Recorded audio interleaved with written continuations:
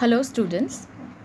Today we will start with the second chapter, that is the silver lining. So now the title of the story itself means a ray of hope. The title of the story, which is the silver lining, itself means a ray of hope. So this story shows that we should never lose hope. We should never lose hope. So first let's talk about the characters. We will start with Mr. and Mrs. Bhandari, and we know that they run a resort, and they also have a cute little daughter named Pramodini, and their resort which they run is in an isolated place. Isolated means which is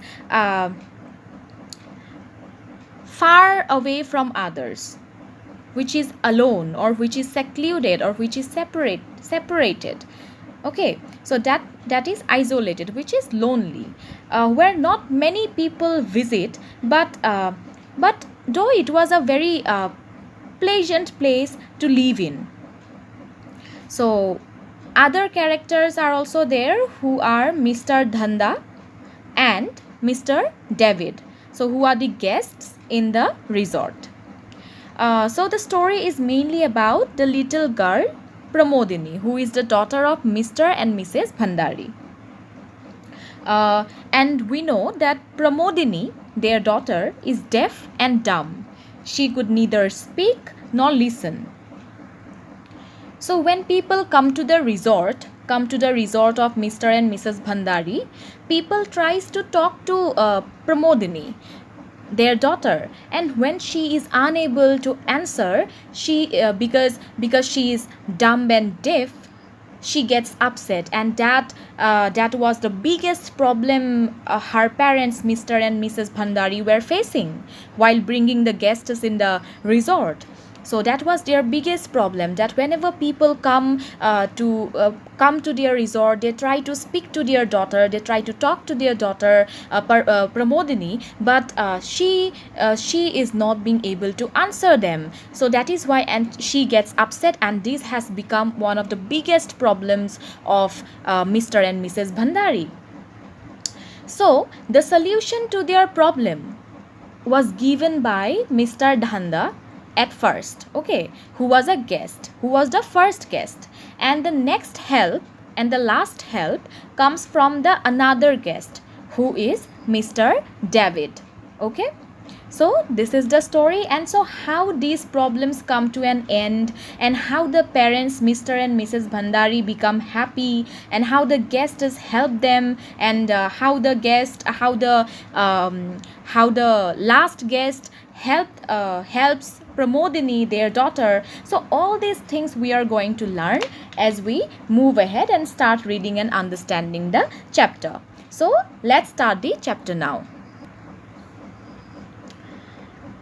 It is difficult to assess the range and quality of human emotions. Those with smiling, evergreen faces may have warm like griefs gnawing at their existence, and a dull, idiotic looking person may be blissfully happy.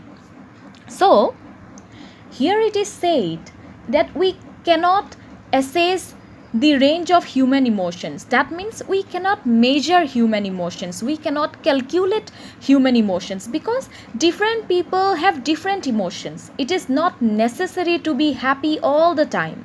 One might become sad sometimes, and that is okay. And it is also not necessary for someone to stay happy anytime, anywhere. We cannot judge the emotions of other people, because emotions are dynamic. Now what do you mean by dynamic? Emotions keep changing. Dynamic means which keep changing. So emotions are dynamic. Human emotions are dynamic. They means they keep changing according to the situations happening in and around us, right? So it has also been said that we cannot ensure if someone is really happy or sad. So we cannot say that someone might be sad even if they always keep a smile on their face.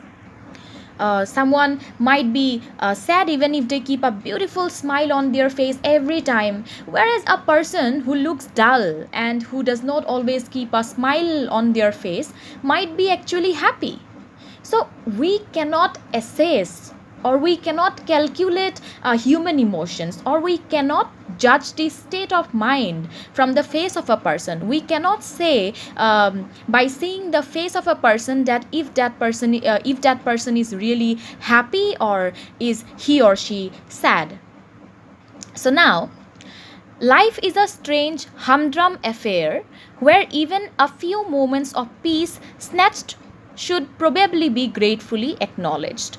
Now, it has been said that our life is strange. Okay, our life is strange. It keeps changing. Means situations keep changing.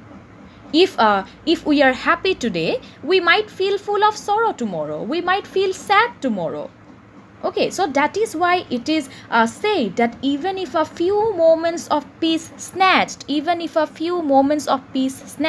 that means even in a day, even if we get a very short moment which is full of peace and which is beautiful, we should leave it to the fullest. Because you never know what life brings to us at the very next moment. No one knows the future. No one is sure about one's life. So we should live every single moment, and all those little happiness we get to the fullest. We should leave them to the fullest. So we will stop here now. We will continue from the next session.